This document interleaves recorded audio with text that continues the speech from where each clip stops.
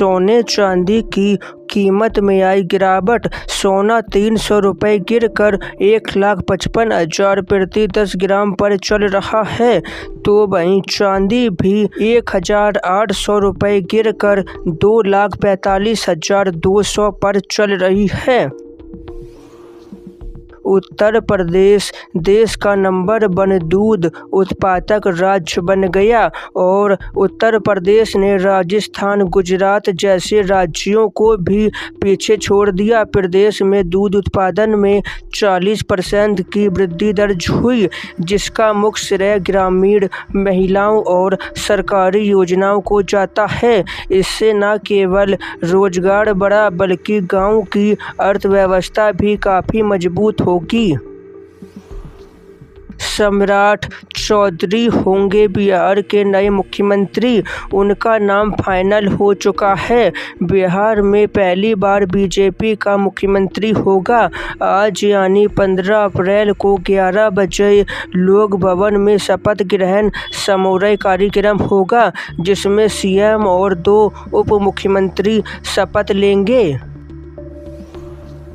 मुख्यमंत्री का उत्तरदायित्व मिलने के बाद सम्राट चौधरी ने पार्टी के शीर्ष नेतृत्व का आभार जताया। बिहार के भावी मुख्यमंत्री ने कहा कि मुझे बिहार की सेवा करने का पवित्र अवसर मिला।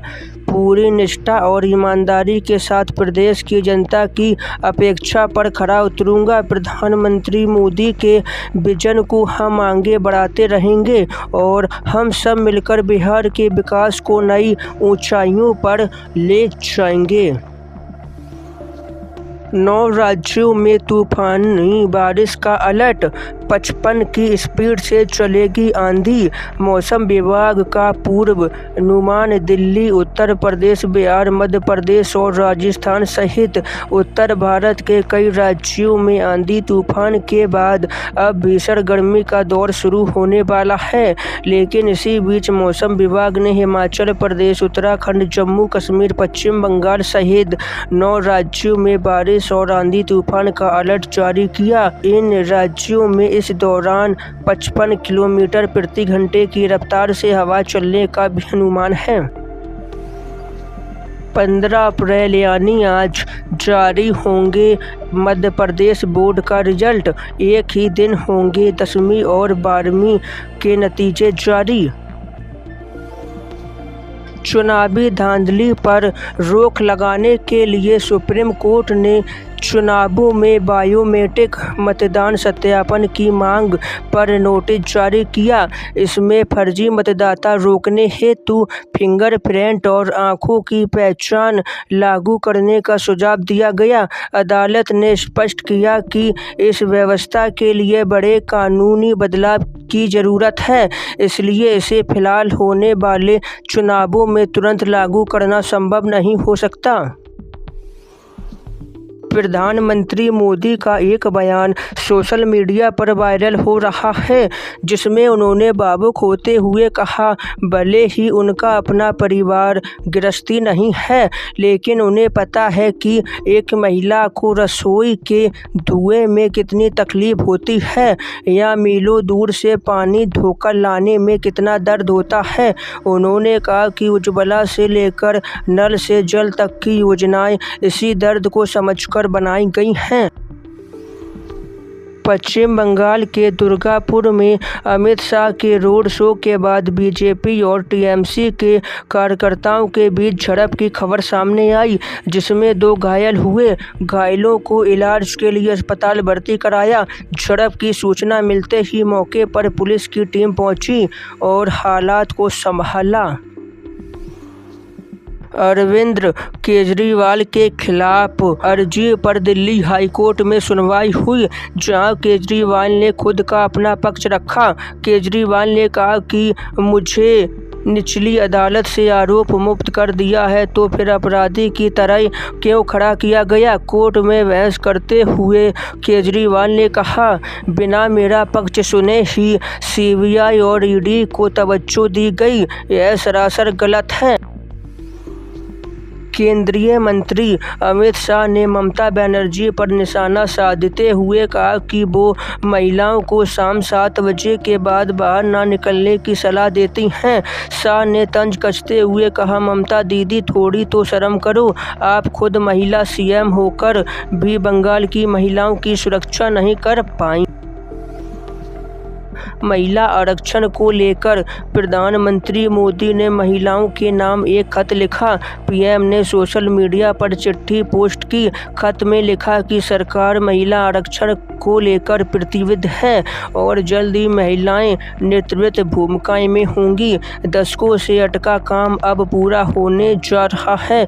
ये समय महिलाओं के लिए बराबरी के अधिकार का है। पश्चिम बंगाल में राहुल गांधी ने कहा, बंगाल में टीएमसी भाजपा के लिए रास्ता बना रही, क्योंकि अगर टीएमसी ने अपना काम किया होता, आपको रोजगार दिया होता और नफरत नहीं फैलाई होती तो भाजपा यहां उभरने का सवाल ही नहीं उठता। भाजपा बंगाल में दिखाई भी नहीं देती। प्रधानमंत्री नरेंद्र मोदी ने दिल्ली देहरादून एक्सप्रेसवे का उद्घाटन किया, जिससे अब 6 घंटे का सफ़र मात्र 2.5 घंटे में सिमट गया।